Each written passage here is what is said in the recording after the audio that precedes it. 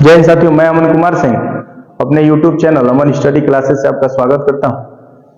और बहुत अंतराल के बाद हम फिर आज हम लोग आए हैं रस लेकर के। और अब हम लोग लगातार चलेंगे रस, पहला चैप्टर ग्रामर का 9th 10th 11th 12 और जितने भर्ती हैं सब में रस का पहला चैप्टर।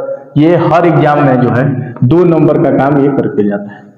ठीक है, अब रस की बात किया जाए तो रस की उत्पत्ति के बात किया जाए तो इसकी उत्पत्ति भरत मुनि ने किया। ठीक है, उसके बाद भरत मुनि ने रस कितने बता दिए? 8। उसके बाद जो है कबीरदास आए, सूरदास आए, इन्होंने भी कबीरदास जो है भक्ति रस बढ़ाया तो रस बढ़ गया। सूरदास आए तो वात्सल्य रस बढ़ा दिए, वात्सल्य रस। तो इस प्रकार से टोटल आज के समय में टोटल रस कितने हो गए? तो 11। और रस को एक और नाम से जानते हैं, काव्य की आत्मा।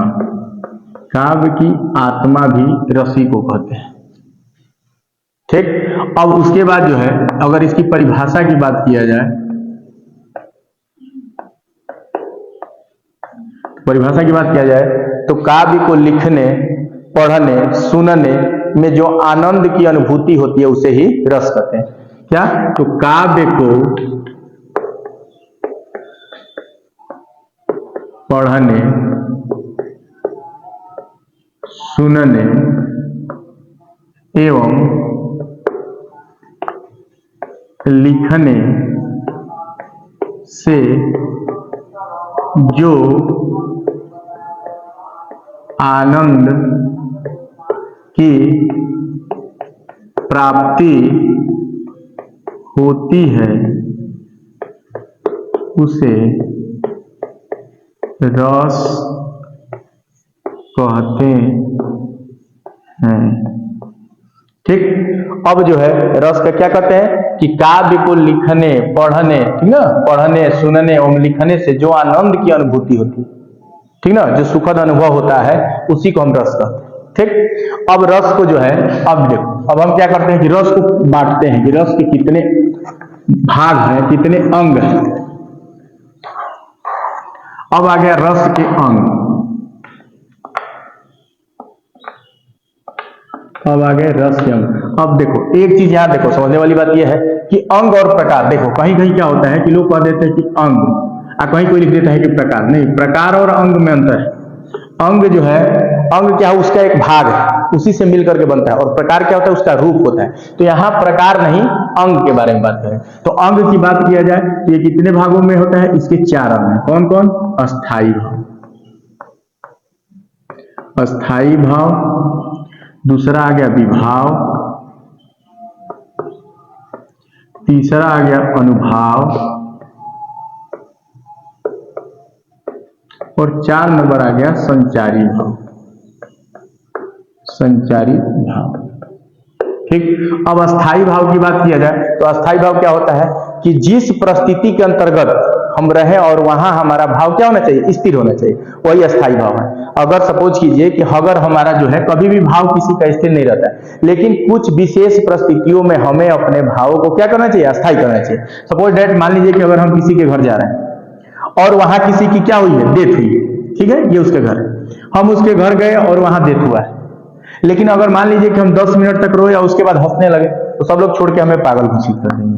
तो इसलिए हमें क्या करना चाहिए? जब तक उसके घर है हमें रोना चाहिए, अर्थात हमें दुख में है तो हमें दुख प्रदर्शित करना चाहिए। लेकिन ऐसा भी नहीं कि हम अपने घर आ जाए तो भी रोए, ऐसी भी कंडीशन नहीं। इसका मतलब कि जिस परिस्थिति में रहे उस परिस्थिति के अंतर्गत हमारे जो भाव है वो स्थिर बने रहते हैं, उसी को हम क्या कहते हैं? अस्थाई भाव कहते हैं। समझा गया? तो अस्थाई भाव क्या है कि जिस परिस्थितिगत अपने भावों को स्थिर रखना ही अस्थाई भाव कहलाता है। विभाव की बात किया जाए तो विभाव का मतलब होता है विधन भाव। विधन भाव माने भाव के जो कारण होते हैं, भाव के कारण। अब भाव के जो कारण होते हैं माने भाव अगर हमें जगाना है तो उस भाव का क्या कारण होगा, उसी को हम विभाव कहते हैं। सपोज डेट, मान लो कि अगर हमें क्या करना है कि हमें आपको अंदर डर जगाना है, डर जगाना है तो डर जगाने के लिए हमें कुछ कारण चाहिए। या तो हम शेर लेते आए, या कोई ऐसा तो नहीं है कि हम चूहा लेके आएंगे तो डर जाएंगे, नहीं, हमें शेर लेके आना होगा। शेर लेके नहीं आएंगे तो भेड़िया लेके आना होगा। तो मैंने अगर हमें डर जगाना है तो हमें क्या चाहिए? शेर चाहिए। अब देखो, तो मैंने कोई कारण है, कारण क्या है भाई? शेर है, शेर के चलते ही हम डरेंगे। हमें जगाना क्या है? डर। तो हमें भाव क्या जगाना है? डर। और डर के कैसे जगे? शेर के चलते। अब ये जो है विभाव जगता है, टूटता है दो भागों में, ठीक। अब विभाव किस में टूट जाता है? दो भागों में। किस किस भागों में? तो दो भागों में जब हम टूटते हैं तो ये टूट जाता है आलंबन और उद्दीपन। अब यहां आ गए हम लोग आलंबन, आलंबन विभाव, और दूसरे में आ गए हम लोग उद्दीपन, उद्दीपन विभाव, ठीक है। लेकिन एक मिनट यहां देख लीजिए, जो अस्थाई भाव है, अस्थाई भाव कितने होते हैं? तो 11। जितने रस होते हैं उतने ही भाव होते हैं। तो इसको हम लोग आगे तोड़ेंगे। अब ये समझ लीजिए, इसको सबके पहले उन चारों अंगों के बारे में हम समझ लेते हैं, उसके बाद जो है उसके भाग के बारे में चलेंगे। तो आलंबन विभाव के बारे में बात किया जाए तो आलंबन विभाव क्या होते हैं? तो आलंबन विभाव जो होता है, आलम्ब, जैसे हम लोग भोजपुरी में कहते हैं अलम्ब। अलम्ब का मतलब सहारा। क्या हो गया? सहारा। माने हम जो है किसी का सहारा ले करके कुछ काम करते हैं, उसी को अलम्ब कहते हैं, ठीक। तो यहां कह रहे हैं कि आलंबन विभाव, तो आलंबन विभाव का मतलब कि हम किसी का क्या करें? सहारा लेकर के भाव जगाएं, तो आलंबन विभाव। अब ये आलंबन विभाव जो है दो भागों में टूटता है। किसमें किसमें? विषय और आश्रय, विषय और आश्रय। अब विषय की बात किया जाए तो विषय होता क्या है? तो विषय वो होता है जिसके विषय में बताया जाए, जो सब्जेक्ट होता है, जो करता होता है, ठीक, वो विषय। तो ये बताओ कि यहाँ विषय क्या है? तो यहाँ विषय शेर, शेरी के चलते हमारे अंदर डर जग रहा है, तो यहाँ शेर क्या है? विषय है। और आश्रय की बात किया जाए तो आश्रय क्या है? जिसके अंदर डर जग रहा है, जो आसरा दे रहा है, या जिसके अंदर उत्पन्न हो रहा है। तो उत्पन्न किसको हो रहा है? अगर हमारे अंदर हो तो हमारे अंदर। कभी कभी कंडीशन ये हो जाता है, कंडीशन के विपरीत दे दिया कि शेर है और बिल्ली है, तो अब बताइए इसमें विषय कौन है, आश्रय कौन है? तो यहाँ जो है शेर हो जाएगा विषय, और आश्रय कौन है? बिल्ली। वहां हम नहीं होंगे, ठीक है। तो ये ध्यान रखना है, ठीक है, कि जिसके चलते जो है क्या होता है? भाव जगता है, वो विषय है, और जिसके अंदर जगता है वो आश्रय है। ये हो गया विषय और आश्रय। अब आगे हम लोग उद्दीपन को। तो उद्दीपन क्या है? उद्दीपन का मतलब होता है कि जिसके चलते मेरा भाव तेज हो जाए, उदीप्त, प्रदीप्त करना। माने जब भाव तेज होता है जिसके कारण, उसी को हम उद्दीपन कहते हैं। अब सपोज करो हमने कह दिया कि शेर ले लिया, हमने कहा कि शेर अभी से 50 किलोमीटर दूर है, थोड़ा सा डर होगा, लेकिन कह दिया जाए कि बगल में शेर है, तो हमारा भाव तेज हो जाए। दूसरे कंडीशन जाए कि अगर सपोज करो कि हमें भूख लगा है और हमारा फेवरेट वस्तु रख दिया जाए, ठीक है। अब देखिए हम लोग क्या कर रहे थे कि मान लो कि जैसे हमारा डर है, अब डर क्या होगा? उद्दीप्त होना। उद्दीप्त होना माने तेज होना। अब मान लीजिए कि सपोज कीजिए कि अगर कहा जाए, क्या हम कर रहे थे कि शेर जो है दूर कहा जाए तो डर थोड़ा कम होता है, लेकिन जैसे कि बगल में है तो हम ये भी नहीं सुनते हैं कि क्या हुआ, भगना शुरू कर देते हैं। ये क्या होता है? यही तेज होता है, उद्दीपन करना, उद्दीप्त करना, प्रदीप्त करना, अचानक, ठीक ना, ये होता है उद्दीपन। मैंने क्या करना? तेज करना। सपोज करो कि हमारा फेवरेट वस्तु, ठीक है, फेवरेट वस्तु क्या है? तो मान लीजिए हमारा जो फेवरेट खाना रहेगा, अगर उसको रख दिया जाए, भूख कम भी लगी रहेगी तो लगता है कि भूख तेज हो गया, ये उद्दीपन, माने भाव तेज हो गया। अगर मान लीजिए कि खाना रखा हुआ है हमारा फेवरेट नहीं है, तो क्या होता है कि खाना अगर फेवरेट नहीं तो लगता है कि भूखे नहीं, बाद में खा लेंगे, थोड़ा सा बाद में, आदमी टालने लगता है। मैंने कहने का मतलब है कि जो हमारे भाव को क्या कर दे? तेज कर दे, वो क्या है? उद्दीपन। समझा गया? उद्दीपन क्या है भाई? कि हमारे भावों को जो तेज कर दे वो उद्दीपन है। बोलो, समझ में आ गया? अब सुनो, ये हो गया क्या मतलब भाई कि रस के कितने अंग हो गए? 4 हो गए। कौन कौन? अस्थाई भाव, विभाव, अनुभाव एवं संचारी भाव, ठीक है। अब देखो एक लड़का कमेंट कर रहा है, हैप्पी टीचर डे, थैंक्स बाबू, हैप्पी टीचर डे, ठीक है, happy teacher day, I love you, happy teacher day, ठीक है। चलिए, जुड़ने के लिए धन्यवाद। इसे ज्यादा से ज्यादा शेयर कीजिए, सबको बढ़ाइए, ठीक है। हम लोग अब कतार में चलेंगे, ग्रामर चलेंगे, हर चैप्टर को चैप्टर बाई चैप्टर हम लोग खत्म करेंगे और बढ़िया से समझ करके, और मॉडल पेपर भी हम लोग सॉल्व करेंगे, ठीक है। तो इसको ध्यान रखते हैं रहना है और ज्यादा से ज्यादा शेयर करना। अब क्या है कि अस्थाई भाव, विभाव, अनुभाव, संचारी भाव, 4 भागों में टूटा।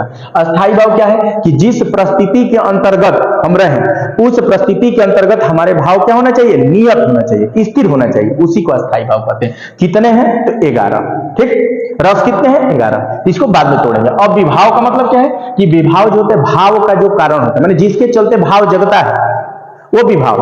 विभाव कितने भागों में टूट गया भाई? 2 भागों में, आलंबन विभाव, उद्दीपन विभाव, ठीक है। आलंबन विभाव क्या होता है? माने जिसका सहारा लेकर के हम भाव जगाएं, भाई कोई बात कह दी है जिसके चलते भाव जग गए, या कोई कारण होता है, वही भाव क्या होता है, आलंबन योग, यानी सहारा ले ले। उसके बाद ये कितने भाग होते हैं, दो भागों में, विषय और आश्रय। विषय क्या होता है, जिसके चलते भाव जगे वो विषय है, और जिसके अंदर जगे भाव जगे वो क्या है, आश्रय। ठीक। उद्दीपन भी भाव की बात किया जाए तो उद्दीपन क्या होता है, उद्दीपन होता है जिसके चलते भाव हमारा क्या हो जाए, तेज हो जाए, वो उद्दीपन, जिसके चलते हमारा भाव क्या हो जाए, तेज हो जाए। ठीक ना, माने भाव हमारा जो है ज्यादा बढ़ जाए, उसको हम लोग कहते हैं उद्दीपन। समझ में आ गया। अब चलिए आगे हम लोग चलते हैं। अगर अनुभाव की बात किया जाए तो अब देखिए हम लोग लेते हैं यहां अनुभाव। अनुभाव का मतलब कहा जाए तो वह भाव जो हमारे आंतरिक भावों को क्या कर दे, बाहर प्रदर्शित कर दे, वो अनुभाव होता है। माने हमारे अंदर जो भाव है उसको बाहर प्रदर्शित कर देना ही अनुभाव है। समझा गया क्या भाई, कि जो हमारे अंदर भाव है, आंतरिक भाव है, उसको बाहर प्रदर्शित कर देना ही अनुभाव कहलाता है। अब देखिए, अब ये कितने भागों में टूटता है, तो ये टूट जाते हैं 4 भागों में। कितने भागों में, 4 भागों में। कौन कौन, तो पहला हो गया सात्विक, दूसरा हो गया कायिक, तीसरा हो गया, और 4 भागों में टूट गया। पहला हो गया सात्विक, दूसरा हो गया कायिक, तीसरा हो गया मानसिक या वाचिक भी इसको कहीं कहीं देता है, वाचिक, और चौथा हो गया आहार। अब देखिए, अब क्या था भाई, अनुभाव होता क्या है कि जो भाव हमारे अंदर, ठीक है, जो भाव हमारे अंदर रहे उसको बाहर प्रदर्शित कर देना ही अनुभाव कहलाता है। उसमें पहला आ गया सात्विक। सात्विक माने जो स्वतः, सात्विक क्या है, अपने दिमाग में ये बैठा लीजिए ट्रिक कि स्वतः माने जो भाव स्वतः प्रदर्शित हो जाए वो सात्विक कहलाता है। ठीक है। अब जैसे सपोज करो कि भाई हमको पसीना आ रहा है, तो ऐसा थोड़ा ना कि कहना पड़ता है कि पसीना जी बाहर है, नहीं, वो क्या होता है, स्वतः आ जाता है। गर्मी लगती है, हम जानते हैं कि गर्मी लग रहा है, लेकिन भाव क्या होता है, पसीना स्वतः बाहर आ जाता है। तो जो बाहर स्वतः आ जाता है उसी को क्या कहते हैं, सात्विक। समझा गया। तो सात्विक होते कितने प्रकार के हैं ये भी ध्यान रखना है। तो सात्विक कितने प्रकार के होते हैं भाव, 12 प्रकार के। कितने प्रकार के, 12 प्रकार हो गए। कायिक की बात किया जाए तो कायिक क्या होता है कि कायिक मतलब ऐसे ही देख लो, कायिक माने काया, काया माने क्या होता है, शरीर, यानी जो हमारे अंदर भाव है वो बाहर हमारे शरीर के द्वारा हाव भाव से प्रदर्शित हो जाए, उसी को हम लोग क्या कहते हैं, कायिक कहते हैं। समझा गया, उसी को हम लोग क्या कहते हैं, कायिक कहते हैं। अब देखो, अगर इसकी बात किया जाए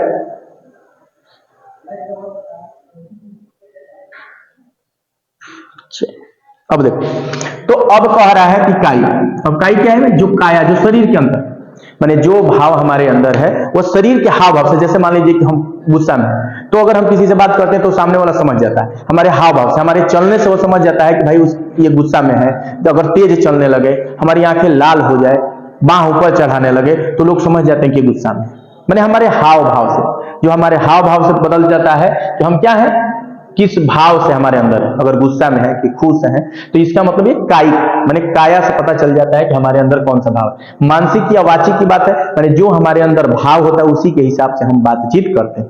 समझा गया, कि जो हमारे अंदर जैसा भाव होगा उसी के हिसाब से हम बातचीत करेंगे, बोल चाल होगा, हमारा हाव भाव बदल जाता है, बोलने का भाव बदल जाता है। अगर हम गुस्सा में रहते तो तेज बोलने लगते हैं, जल्दी जल्दी बोलने लगते हैं, तो ये से पता चलता है कि मानसिक या वाचिक। ठीक ना।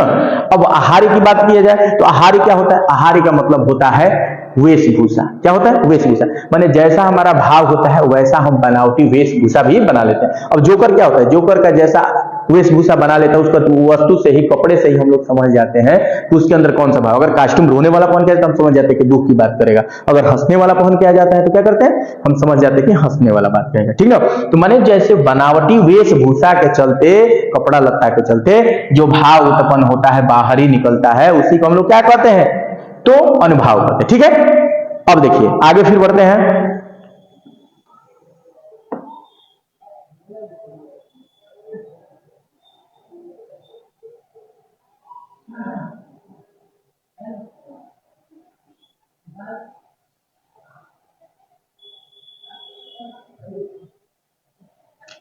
चलिए अब देखिए, थोड़ा सा डिले हो गया, अब देखिए फिर आगे। इतना समझ में आ गया, क्या क्या था भाई, रस के अंग। रस क्या है, काव्य को सुनने, पढ़ने, लिखने में जो आनंद की प्राप्ति होती है उसे रस कहते हैं। रस, अब इसके 4 अंग होते हैं। स्थायी भाव, जिस परिस्थिति के अंतर्गत हमारा भाव जो है स्थायी बना रहता है उसी को स्थायी भाव कहते हैं। विभाव क्या होता है? जिसके चलते कारण, यानी जिसके चलते जो भाव उत्पन्न होता है वही क्या कहता है? विभाव कहता है, जो कारण होता है। अब जो है ये 2 भागों में टूट जाता है, आलंबन, उद्दीपन। आलंबन क्या है? जिसका सहारा लेकर के हम भाव जगाते हैं, आलंबन। उसमें विषय और आश्रय। विषय क्या होता है? तो विषय वो होता है कि जिसके चलते भाव जगे, वो विषय है। और आश्रय क्या होता है? तो आश्रय वो होता है कि जिसके अंदर भाव जगता है, वो आश्रय। उद्दीपन क्या होता है? जिसके चलते भाव तेज हो जाए। जिसके चलते भाव तेज हो जाए वो क्या होता है? उद्दीपन विभाव। बोलो समझ में आ गया?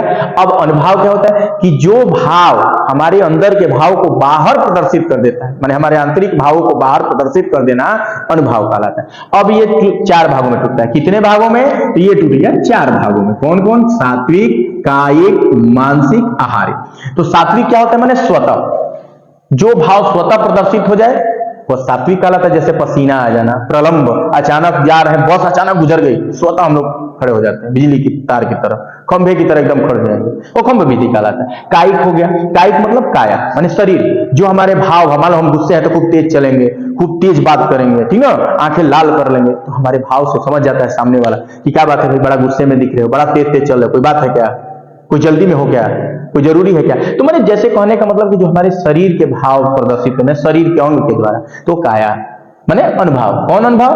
कायिक अनुभाव। मानसिक अनुभाव या वाचिक, माने जो बोले या जो सोचे, समझ में आ रहा है ना, जो बोले या जो सोचे उसके अनुसार हम क्या करते हैं? बोलते हैं। अगर हमें किसी के प्रति दुश्मनी है तो उसके प्रति हम कभी हंस के नहीं बोलेंगे, गुस्सा में बात बोलेंगे। तो ये क्या होता है? मानसिक या वाचिक। आहार की बात किया जाए तो आहार क्या है? तो आहार का मतलब जो वेशभूषा, कि भाई जो कपड़ा लता हम पहन करके जो बनावटी वेशभूषा बना लेते हैं उसी को आहार कहते हैं। अब चौथा आ गया संचारी भाव।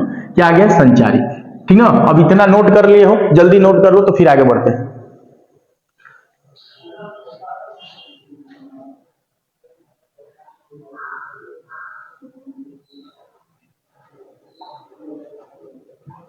चल हो गया। अब चलिए, अब संचारी भाव की बात किया जाए, आप लोग स्क्रीनशॉट करके भी लिख सकते हैं। अब संचारी भाव की बात किया जाए तो संचारी भाव, संचारी का मतलब होता है संचरण। संचरण, संचरण का मतलब क्या हो गया? चलना। क्या हो गया? चलना। और ऊपर से ला करके भाव जोड़ दीजिए। तो अब इसको अगर हम लिख सकते हैं चलने वाला भाव, चलने वाला भाव, चलने वाला भाव, ठीक ना।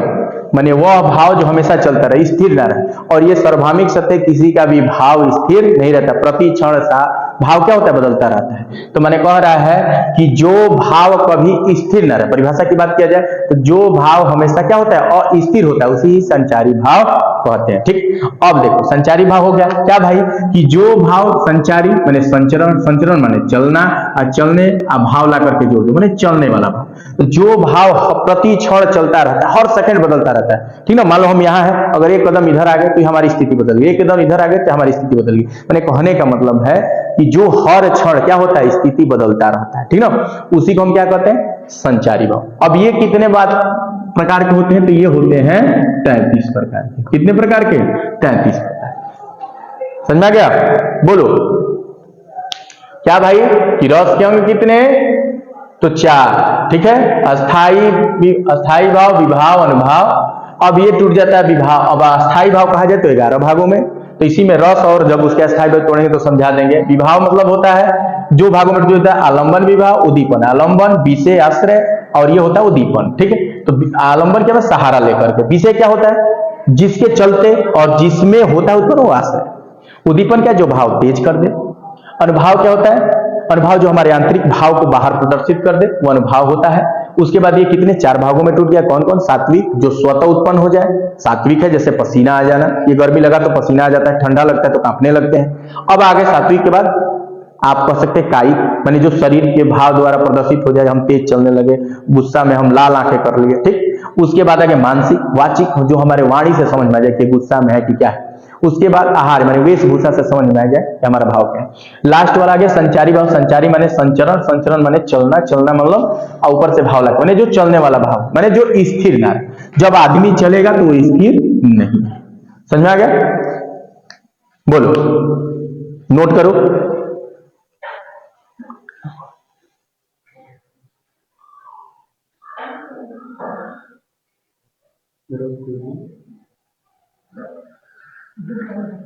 चलो ठीक, इसी पे आगे क्लास जो है ओवर करते हैं, कल फिर मिलते हैं।